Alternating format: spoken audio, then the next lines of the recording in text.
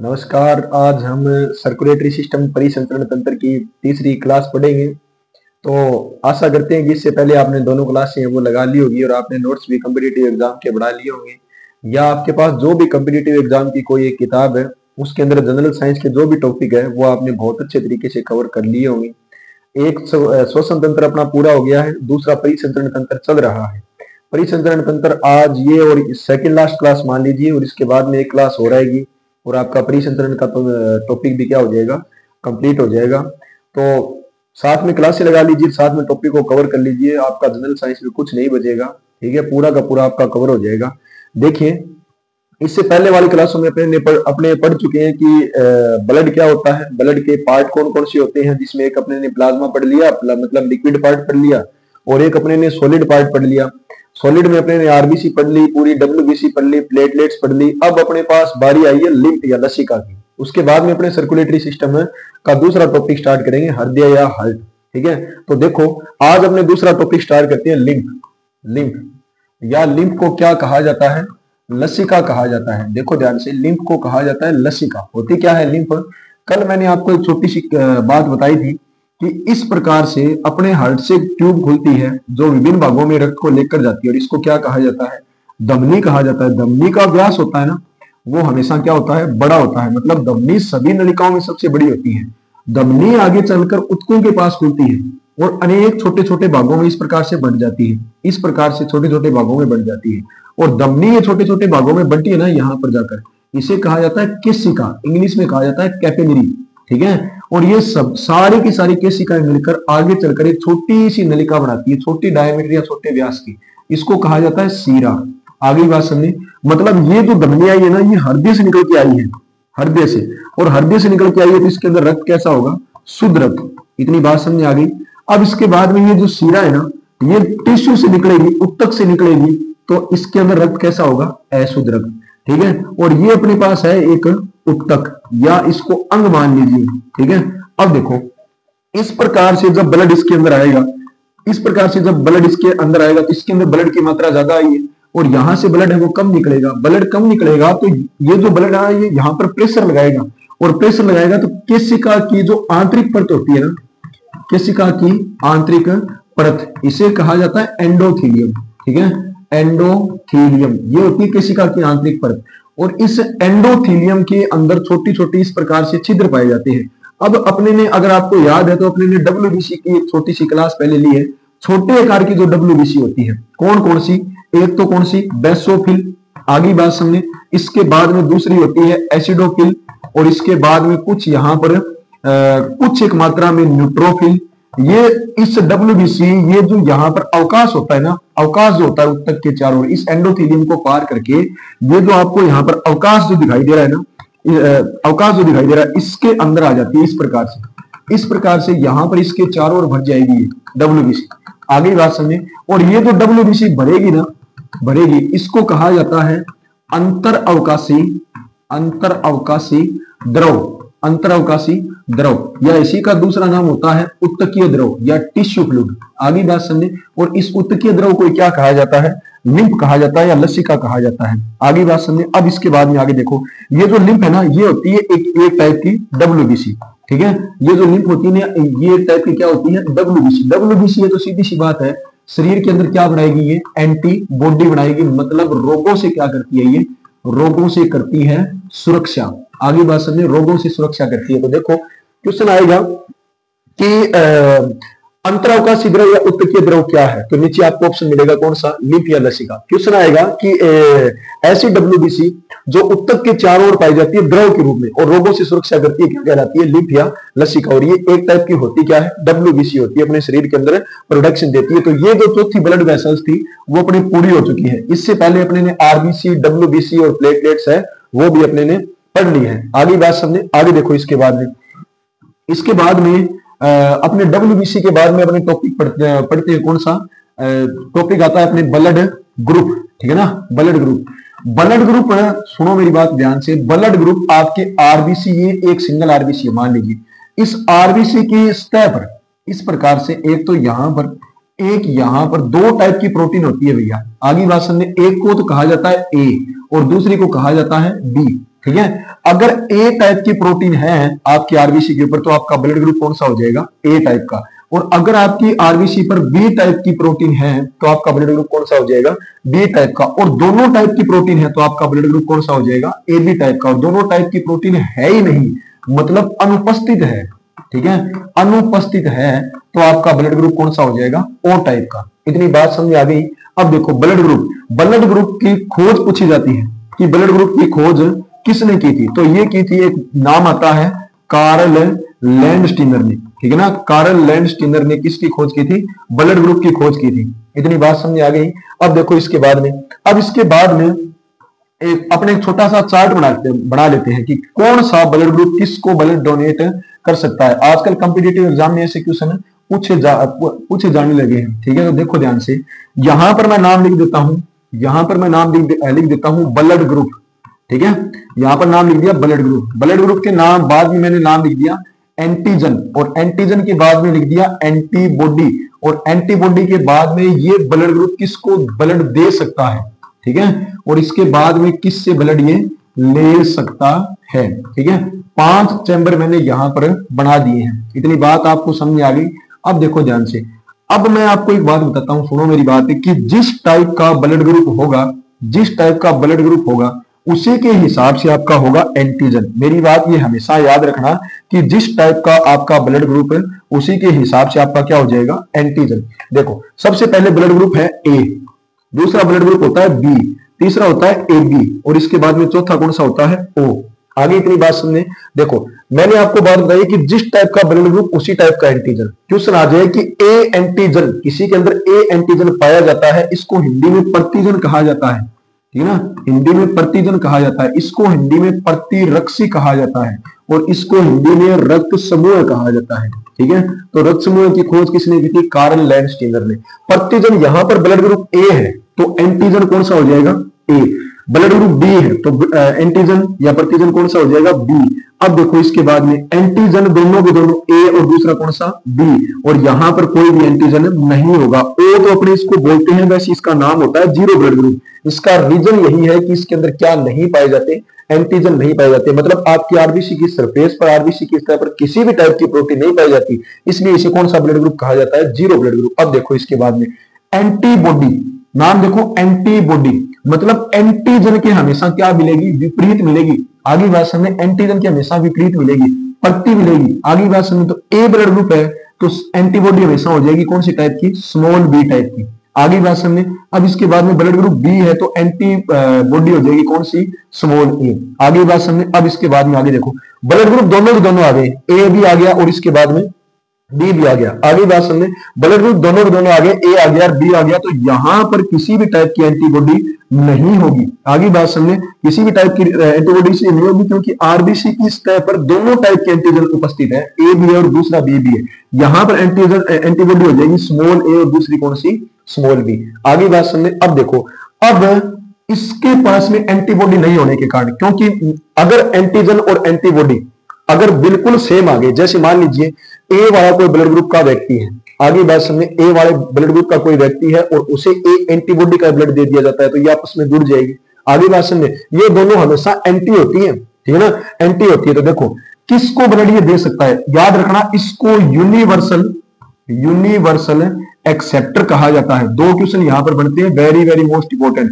Universal acceptor का मतलब होता है सार्वत्रिक ग्राही, मतलब सभी से ब्लड ये ले सकता है। आगे बात समझे, अब इसके बाद में इसे यूनिवर्सल डोनर कहा जाता है। यूनिवर्सल डोनर का मतलब होता है सार्वत्रिक दाता, ठीक है ना, सार्वत्रिक दाता, सभी को अपना ब्लड जो है ना वो डोनेट कर सकता है, दे सकता है। इतनी बात समझ आ गई। और इसमें भी याद रखना ओ नेगेटिव वाले। आगे बात समझे, अब इसके बाद में आगे देखो, आगे है कि किसको ब्लड दे सकता है, तो एक तो सीधी सी बात यही है कि यूनिवर्सल एक्सेप्टर, नाम लिख दिया सार्वत्रिक ग्राही, मतलब ए बी वाला है वो सभी के अंदर मिलेगा। आगे बात समझे, क्योंकि सभी से ग्रहण करता है तो मैं एक चीज तो यहां पर लिख ही देता हूं कि ए बी को दे सकता है। आगे बात समझे, इधर भी ए बी को दे सकता है, इधर भी ए बी को डोनेट कर सकता है, इधर भी ए बी को दे सकता है। इतनी बात समझ आ गई। दूसरा, ए वाला केवल किसको ब्लड दे सकता है, ए वाले को दे सकता है। अब इसके बाद में बी वाला केवल किसको ब्लड दे सकता है, बी वाले को दे सकता है। इतनी बात समझ आ गई। AB वाला केवल किसको ब्लड दे सकता है? AB वाले को दे सकता है। इतनी बात समझ आ गई। अब देखो O वाला A को भी दे सकता है, B को भी दे सकता है, AB को भी दे सकता है और खुद O को भी। इतनी बात समझ आ गई। क्योंकि रीजन ये है कि इसके अंदर क्या नहीं पाई जाती? प्रतिजन नहीं पाई जाती, एंटीजन उपस्थित होते हैं। एंटीजन उपस्थित होने के कारण इसे क्या कहा जाता है? सार्वत्रिक दाता कहा जाता है। बताइए, बात समझ आ गई। अब इसके बाद में देखिए किससे ये ब्लड ले सकता है? ए वाला किस किस से ब्लड ले सकता है? तो ए वाला ए से ब्लड ले सकता है और ओ से। इधर देखो सार्वत्रिक दाता, ठीक है ना, सार्वत्रिक दाता है तो सभी को ब्लड डोनेट करेगा, सभी को डोनेट करेगा। तो मैं ओ तो यहां पर लिख देता हूं कि ओ वाला सभी को ब्लड दे सकता है। आगे बात समझे। अब इसके बाद में बी वाला किससे ले सकता है? तो बी से ले सकता है और ओ से ले सकता है। एबी वाला ओ से भी ले सकता है, ए से भी ले सकता है, बी से भी ले सकता है, इसके बाद में एबी से भी ले सकता है। इतनी बात समझ आ गई। अब इसके बाद में आगे देखो ओ वाला केवल किससे ब्लड लेगा? ओ वाला सभी को ब्लड दे सकता है, याद रखना, लेकिन सभी से ब्लड ले नहीं सकता। ओ वाला केवल किससे ब्लड लेगा? ओ वाले से लेगा। क्यों? क्योंकि जैसे मान लीजिए ओ वाले को आपने ए का ब्लड दे दिया, आगे बात समझे, तो ओ वाले के अंदर क्या नहीं है? एंटीजन नहीं है। आगे बात समझे, एंटीजन नहीं है तो ओ वाले को आपने ए वाले का ब्लड दे दिया, तो इसके आरबीसी के ऊपर क्या आ गए? अब एंटीजन आ गए कौन सी टाइप की? ए टाइप के आ गए हैं। आगे बात समझे, ए टाइप के आ गए तो कोंगुलेशन हो जाएगा, मतलब रक्त का स्कंदन होने लग जाएगा। रक्त का स्कंदन होने लग जाएगा तो रक्त की जगह जगह पर गांठें बन जाएगी, धमनी और शिरा रुक जाएगी। धीरे धीरे धीरे धीरे ये रक्त स्कंदन है वो अपनी हृदय तक पहुंच जाएगा और हृदय तक पहुंचने पर हार्ट अटैक या हार्ट फेलियर जैसी कंडीशन बढ़ जाएगी। आगे बात समझे तो देखो ध्यान से, ब्लड ग्रुप में पहला क्वेश्चन तो आएगा कि ब्लड ग्रुप है वो टोटल कितनी टाइप की होती है? याद रखना ए बी और इसके बाद में कौन सा? ओ। 4 टाइप के ब्लड ग्रुप होते हैं। आगे बात समझे। अब इसके बाद में ब्लड ग्रुप की खोज किसने की थी? कार्ल लैंडस्टीनर ने की थी। दूसरा क्वेश्चन ये। तीसरा क्वेश्चन देखो, तीसरा क्वेश्चन है कि ऐसे ब्लड ग्रुप का नाम बताइए जिसके अंदर एंटीबॉडी या प्रतिरक्षा नहीं पाई जाती है, या यूनिवर्सल एक्सेप्टर या सार्वत्रिक ग्राही होता है। कौन सा आ जाएगा? एबी। ऐसे ब्लड ग्रुप का नाम बताइए जिसके अंदर एंटीजन या प्रतिजन अनुपस्थित होते हैं। कौन सा आ जाएगा? ओ। ऐसे ब्लड ग्रुप का नाम बताइए जिसे सार्वत्रिक दाता या यूनिवर्सल डोनर कहा जाता है। कौन सा आ जाएगा? ओ। क्वेश्चन ऐसा आ सकता है, थोड़ा सा हाई लेवल पूछे कि ओ वाला ब्लड किस किस से ब्लड ले सकता है? केवल ओ से ले सकता है। आगे बात सुनिए, रीजन मैंने आपको बता दिया कि आरबीसी की सतह पर अगर ये ब्लड ग्रुप आप इसको ओ वाले को दे दोगे तो इसकी सतह पर क्या आ जाएंगे? एंटीजन आ जाएंगे, जबकि इसके अंदर एंटीजन क्या होते हैं? अनुपस्थित होते हैं। इतनी बात आपको समझ आ गई। ये था आपका छोटा सा टॉपिक ब्लड ग्रुप का। अब इसके बाद में आगे देखो, आगे अपने ब्लड ग्रुप के अंदर एक छोटा सा टॉपिक और है जिसको कहा जाता है आरएच फैक्टर। ठीक है ना, आरएच फैक्टर को हिंदी में कहा जाता है आरएच समूह। ठीक है।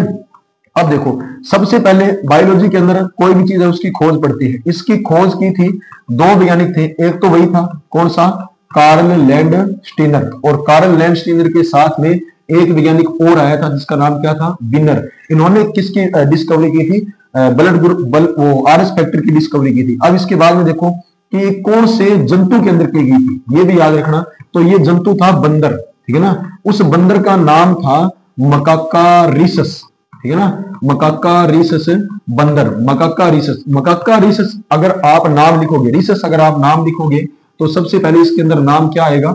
आरएच। तो आरएच के बेस पर इसका नाम रख दिया गया आरएच फैक्टर। अब देखो इसके बाद में आरएच फैक्टर होते हैं 2 टाइप के, एक तो आरएच पॉजिटिव और दूसरा कौन सा होता है? RH negative. इतनी बात समझ आ गई।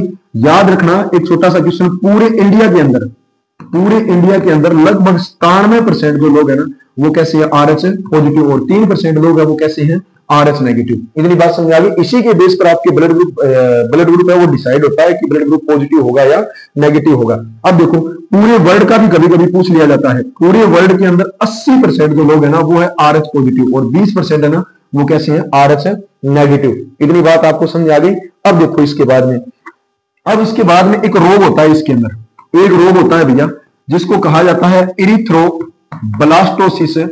Erythroblastosis fetalis. इंग्लिश में नाम याद रख लेना, फिटेलिस, और हिंदी में इसको कहा जाता है गर्भ रक्ताणु कोरकता। ठीक है ना, गर्भ रक्ताणु कोरकता। इतनी बात समझ आ गई।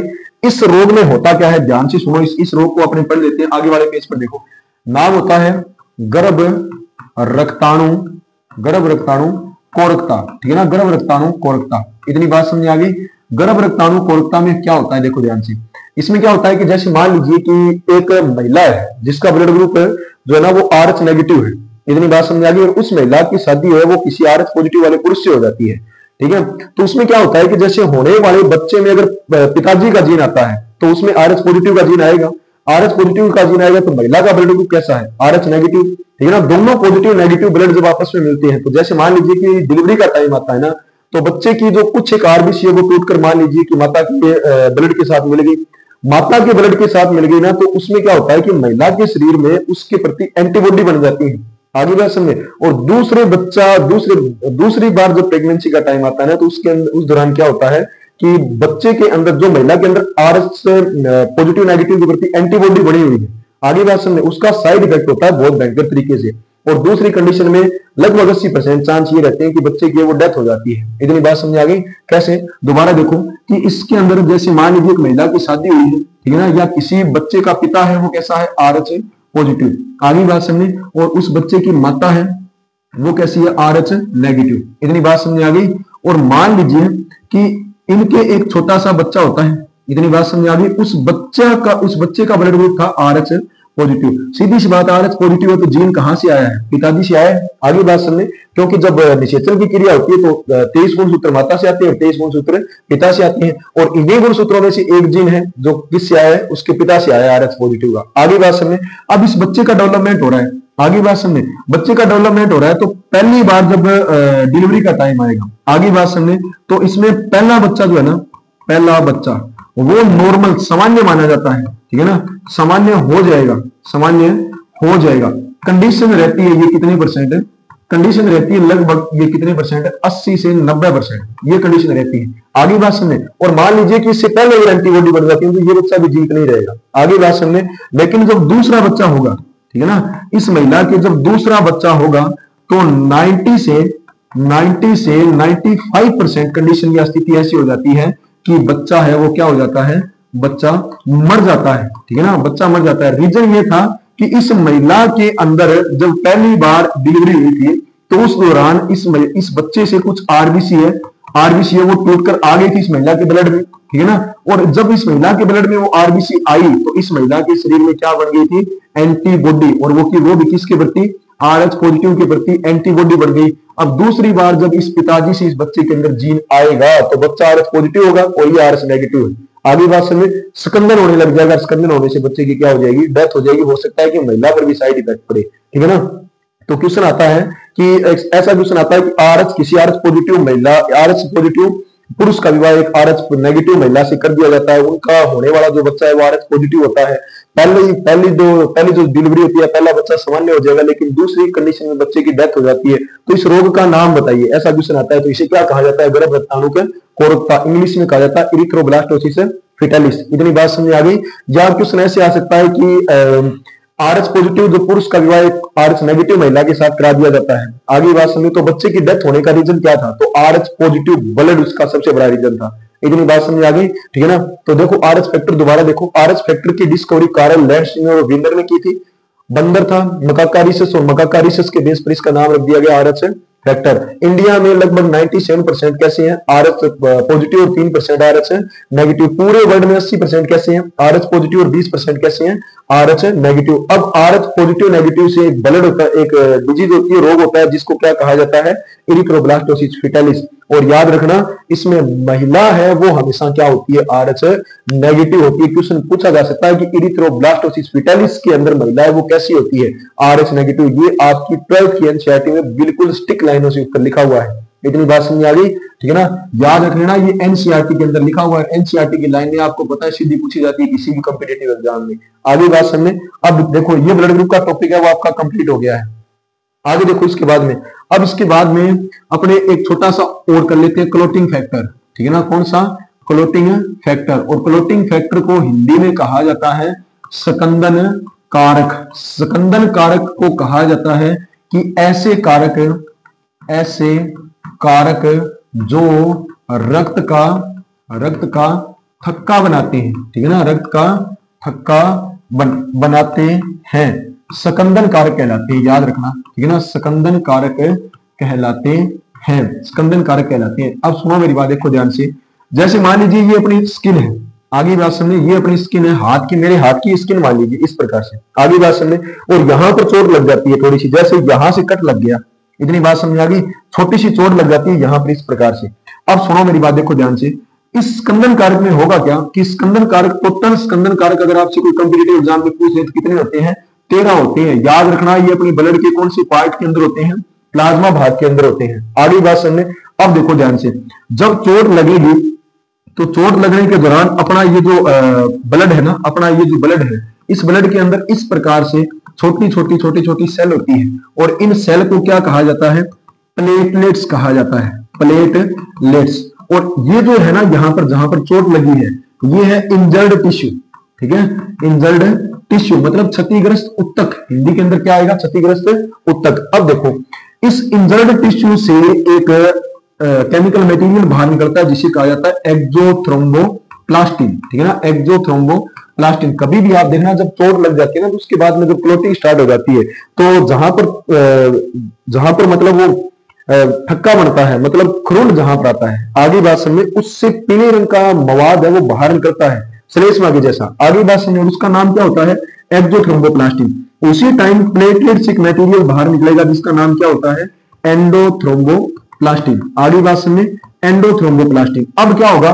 दो तो ये हो गए, एक्सोथ्रोम्बोप्लास्टिन और एंडोथ्रोम्बोप्लास्टिन। आगे बात समझे। अब मैंने आपको पढ़ाया था कि अपने ब्लड का लिक्विड पार्ट कौन सा? प्लाज्मा। प्लाज्मा के अंदर एक प्रोटीन होती है जिसका नाम है फाइब्रिनोजन। आगे बात समझे। और फाइब्रिनोजन के अंदर क्या होते हैं? फाइबर होते हैं। ये सारे के सारे मिलकर ब्लड क्लॉटिंग में क्या करेंगे? हेल्प करेंगे। दूसरा, प्लाज्मा के अंदर भर भर के आयन होते हैं, कौन से? Calcium ion. इतनी बात समझ आ गई? ये सारे के सारे यहां पर हेल्प करेंगे, ठीक है? फाइब्रिनोजन फाइबर बनाएंगे, फाइबर बनाएंगे तो ये फाइबर यहां पर इस प्रकार से इसको चारों ओर से घेर लेंगे। इस फाइबर के अंदर प्लेटलेट्स जमा हो जाएगी, आरबीसी जमा हो जाएगी, डब्ल्यूबीसी जमा हो जाएगी, लिंफ जमा हो जाएगी, कुछ आयन जमा हो जाएंगे। आगे बात समझे, जिसमें मेन आयन कौन सा? Calcium ion. और ये सारे के सारे यहां पर मिलकर ये जो चमड़ी यहां से कटी है ना, इसको भर देंगे। आगे बात समझे। अब आपके कॉम्पिटिटिव एग्जाम में क्वेश्चन पूछा जाता है कि टोटल क्लॉटिंग फैक्टर कितने होते हैं? 13। मैन रक्त स्कंदन के अंदर कौन सा आयन हेल्प करता है? याद रखना, कौन सा आयन? कैल्शियम आयन रक्त स्कंदन में हेल्प करता है। आगे बात समझे। कौन सी प्लाज्मा प्रोटीन हेल्प करती है? फाइब्रिनोजन रक्त का थक्का बनने में हेल्प करती है। और इसके बाद में कोशिका कौन सी? याद रखना, कौन सी? प्लेटलेट्स। आगे बात समझे। और इसके बाद में इस प्लेटलेट्स और क्षतिग्रस्त ऊतक से क्या निकलता है? याद रखना, एंडोथ्रोम्बोप्लास्टिन, एंडोथ्रोम्बोप्लास्टिन। और इसके बाद में इससे क्या निकलता है? एक्सोथ्रोम्बोप्लास्टिन। ये सारी की सारी चीजें यहां से क्या निकलती है? बाहर। ये 4 क्वेश्चन आपके कॉम्पिटिटिव एग्जाम से क्या हो जाते हैं? Very very most important. जिसमें 2 तो वेरी वेरी मोस्ट इंपोर्टेंट है कि कौन सी प्लाज्मा प्रोटीन? फाइब्रिनोजन। कौन सा आयन? Calcium ion. और कौन सी कोशिका? प्लेटलेट्स। याद रखना, प्लेटलेट्स आपके शरीर में टोटल कितनी होती है? कितनी होती है? 1.50 लाख से कितनी होती है? लगभग 3.5 लाख, ठीक है ना? 3.5 लाख। और बढ़ती कहां पर है? क्वेश्चन आ जाए तो प्लेटलेट्स आपकी बढ़ती है कहां पर है? लाल अस्थि मज्जा। और लाल अस्थि मज्जा के अंदर एक कोशिका होती है और उस कोशिका का नाम होता है मेगाकैरियोसाइट। और इस मेगाकैरियोसाइट के एक बार टूटने पर आपके शरीर के अंदर क्या बनती है? प्लेटलेट्स बनती है। और इसके बाद में प्लेटलेट्स की क्वांटिटी या मात्रा कौन से रोग के अंदर कम होती है? तो याद रखना, मलेरिया हो गया, डेंगू हो गया, इन्फेक्शन के समय प्लेटलेट्स की क्वांटिटी है वो कम हो जाती है, ठीक है? एक छोटा सा क्वेश्चन और है, बोल के बता देता हूं, और थोड़े से हाई लेवल का क्वेश्चन है कि प्लेटलेट्स की कमी अगर 40,000 से प्लेटलेट्स कम हो जाए ना, तो शरीर के ऊपर जगह जगह पर छोटे छोटे इस साइड में लाल रंग के चकत्ते बनने लग जाते हैं शरीर के अंदर। और इस रोग को परप्यूरा रोग कहा जाता है या परप्यूरा डिजीज कहा जाता है। और इसको प्लेटलेट्स की क्रांतिक मात्रा कहा जाता है। मतलब इससे अगर कम होने लग गई ना, तो बॉडी के अंदर भयंकर से भयंकर साइड इफेक्ट होने लग जाएंगे। इंटरनल ब्लीडिंग भी बॉडी के अंदर स्टार्ट हो सकती है, क्योंकि इंटरनल ब्लीडिंग में प्लेटलेट्स है नहीं, कम हो रही है लगातार, तो रक्त का थक्का इसके अंदर बनेगा नहीं। आगे बात समझे। एक छोटा सा क्वेश्चन इस टॉपिक से पहले और याद रख लेना, बॉडी के अंदर टोटल लिम्फ नोड्स मतलब छोटी छोटी गांठें होती हैं, ठीक है? और वो होते हैं 450 लिम्फ नोड्स। मतलब इस साइड में अपने सबसे ज्यादा इस भाग में सबसे ज्यादा छोटी छोटी डब्ल्यूबीसी की बनी हुई गांठें होती है। लिम्फ नोड्स प्राकृतिक रूप से पाए जाते हैं और ये डब्ल्यूबीसी का फॉर्मेशन करते हैं। आगे बात समझे, ठीक है ना? इनके अंदर डब्ल्यूबीसी भरी होती है। अगर डब्ल्यूबीसी की मात्रा 1 लाख से ऊपर हो जाए तो इनकी ये जो ना ये ग्रोथ करने लग जाते हैं बॉडी के अंदर। इसे ल्यूकेमिया या ब्लड कैंसर कहा जाता है। आगे बात समझे, ठीक है? तो आज की क्लास में अपने सर्कुलेटरी सिस्टम के ब्लड का एक पार्ट पूरा हो गया है। आगे की क्लास में अपने करेंगे हार्ट। तब तक के लिए धन्यवाद। पढ़िए।